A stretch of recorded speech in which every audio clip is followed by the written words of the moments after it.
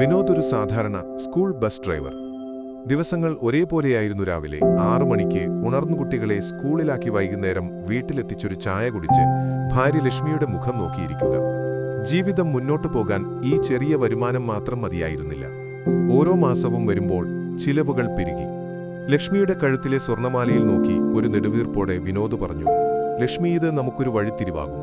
അവൾ എതിർപ്പൊന്നും പറഞ്ഞില്ല. കാരണം അവളും ആ പ്രതിസന്ധിയുടെ ഭാരം ചുമക്കുന്നുണ്ടായിരുന്നു. അങ്ങനെ ആ താലിമാല പണയം വെച്ച് വിനോദ് ഒരു പഴയ മാരുതി ഓമ്നി വാൻ വാങ്ങി.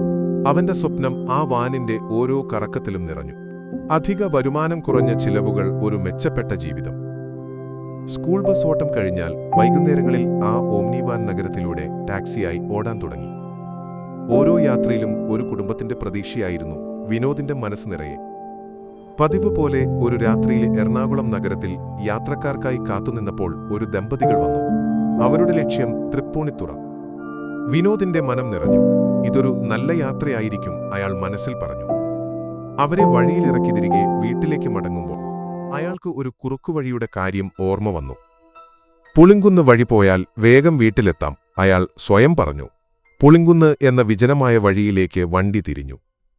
ഇരുവശത്തും കാടുകൾ, നിറഞ്ഞ വിളക്കുകളില്ലാത്ത ആ വഴിയിൽ വണ്ടി പതിയെ നീങ്ങി. കാറ്റിന്റെ ഇരമ്പൽ മാത്രം കേൾക്കാം. മുന്നോട്ടു പോകുമ്പോൾ പെട്ടെന്ന് വണ്ടിയുടെ വെളിച്ചത്തിൽ വഴിയരികിൽ മുടി അഴിച്ചിട്ട് നിൽക്കുന്ന ഒരു യുവതിയെ വിനോദ് കണ്ടു. ഒറ്റയ്ക്കിരുട്ടിൽ അവൾ എന്തിനാണ് അവിടെ നിൽക്കുന്നത്? വിനോദിന്റെ മനസ്സിൽ സഹതാപം തോന്നി.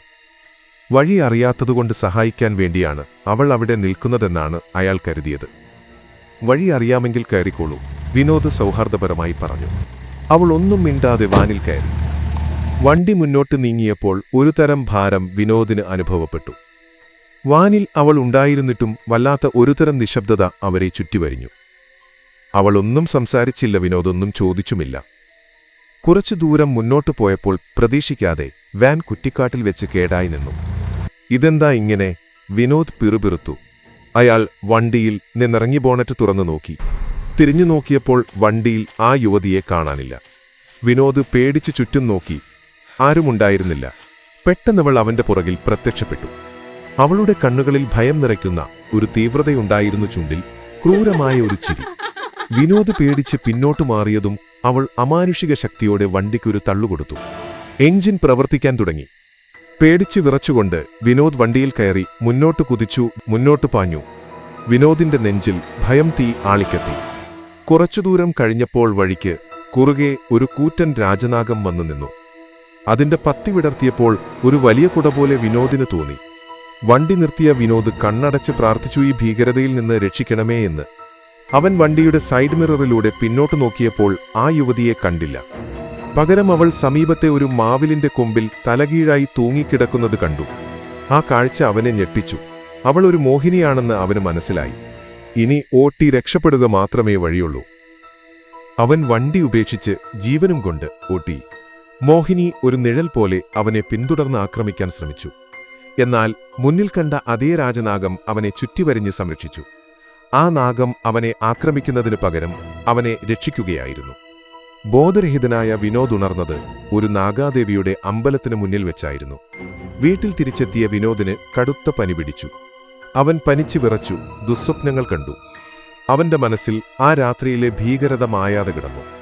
ഒരു രാത്രിയിൽ ലക്ഷ്മിയുടെ നിലവിളി കേട്ട് കുടുംബാംഗങ്ങൾ ഓടിവന്നു.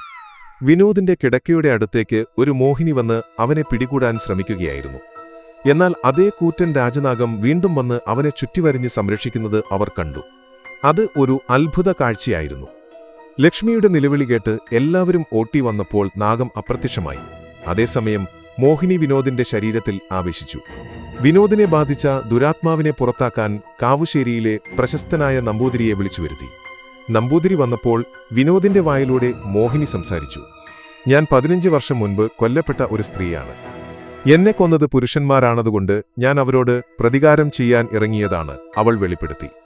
നാഗാദേവിയുടെ സംരക്ഷണം കാരണമാണ് വിനോദിനെ തനിക്ക് പൂർണ്ണമായി പിടികൂടാൻ കഴിയാതിരുന്നതെന്നും അവൾ പറഞ്ഞു. നമ്പൂതിരി വിനോദിനെ നാഗാദേവിയുടെ കാവിലെത്തിച്ച് പ്രാർത്ഥനകൾ നടത്തി. അപ്പോൾ ദേവി രാജനാഗത്തിന്റെ രൂപത്തിൽ പ്രത്യക്ഷപ്പെട്ട് വിനോദിന്റെ നെറ്റിയിൽ തലവെച്ച് അനുഗ്രഹം നൽകി. വിനോദ് മോഹിനിയുടെ പിടിയിൽ നിന്ന് എന്നേക്കുമായി മോചിതനായി. ആത്മാവ് ശാന്തമായി മോഹിനി നാഗാദേവിയിൽ ലയിച്ചു ചേർന്നു. പിന്നീട് വിനോദ് തന്റെ ജീവിതം നാഗാദേവിയുടെ സേവനത്തിനായി സമർപ്പിച്ചു.